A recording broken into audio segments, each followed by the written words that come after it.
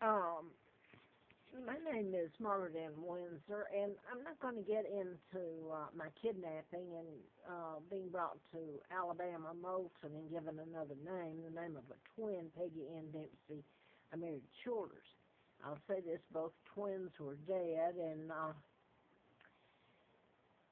grew up thinking that was my name, and that's the name I still have to use unless I can get my name back. I found out my real name in really fall um, of '83.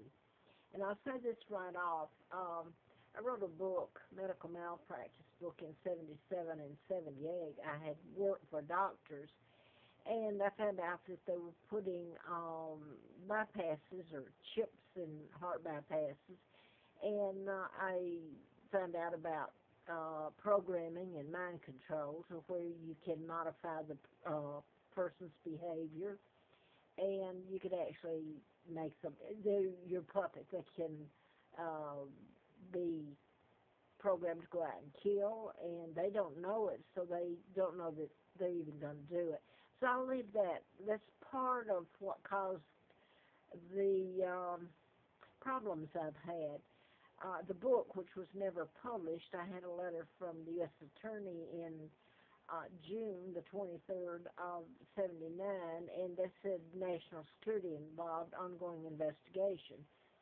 And that April Fool Day, the 1st of '80, I was still full of antifreeze and should have gone into a coma and died.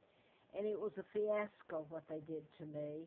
In that condition, I was illegally taken across the state line to Huntsville, and I passed a background check in May and went to work for the district attorney in the condition I was in with brain damage, and I was told not to speak of it. So I'm going to leave that part of it alone. This is part of uh, the retaliation, but it turns out it's who I am, and the kidnapping that's really was why they were trying to kill me, not just the book. Um, but I became a candidate to replace Dr. and Congressman Larry McDonald, who, by the way, I had written about in the book.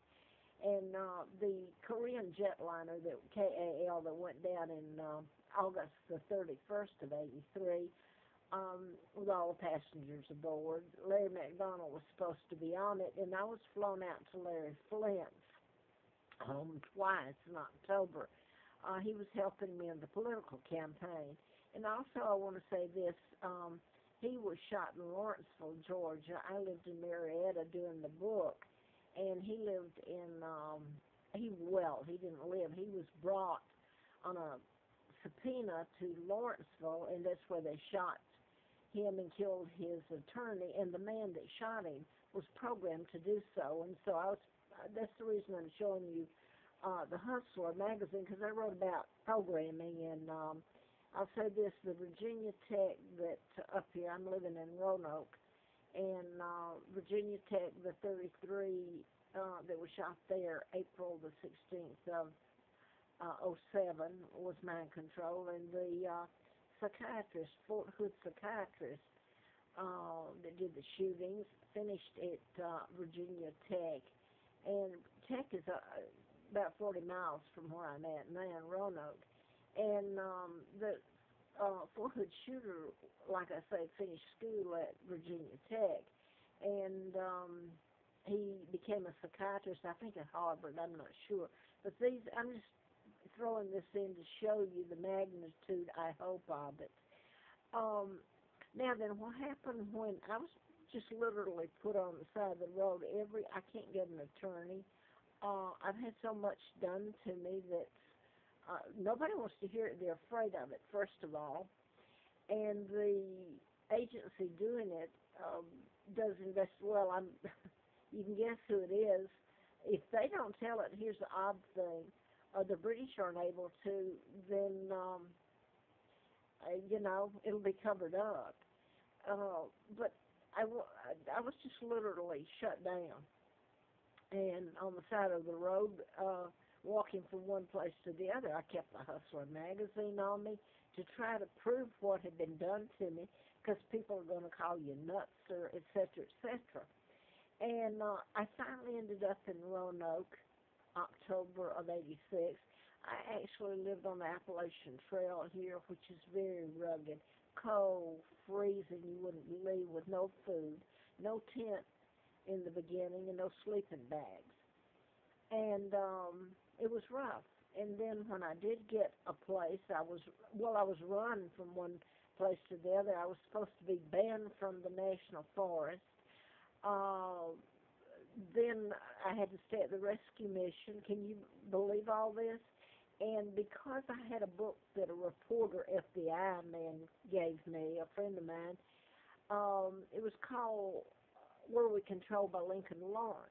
And it talks about puppets, where we were made puppets, are being made puppets.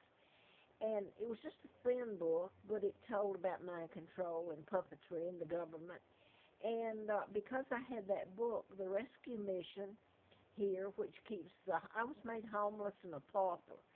And they actually took me out on the smoking deck and told me that I had to leave because I had allowed someone to read the book and it upset them. Well, I mean, I'm banned from everything. I, Now, I want to get to the last part here that I want to put on here before this video is that I fill it up and can't put it up. I suffer from a disorder called it's an autoimmune disease, and it makes my immune system attack itself if I get around some industrial products, caulking or polyurethane, sealants, things like that, and some household cleaners and sprays. And it makes me really sick, and to the point where if this is in your house, if these products are being force fed you, and I won't get into how and everything, I think you can imagine if an agency is big enough to do it, well, you don't stand a chance. But anyway, with this disorder, you have to just leave. There's no antidote. There's no nothing. It attacks your immune system. It attacks itself, and you can die from it. And for the last years, I have literally been soaked. And you don't go to the cops. You don't go and say anything. You suck it up and leave. You have to go to another place and hope it's not being used there. If it's your home and it's your environment there, you just have to leave it if it's not stopped. So I'm going to show this because this is the illness that they've used against me. And right now I'm 75 years old, and my lungs and kidneys, the inflammation that this causes, in my vascular, really right at the moment, my veins, it's caused them to break in my legs and everything. So anyway, I can hardly get around. But here's what I want to show you. This is just the only where I have the diagnosis.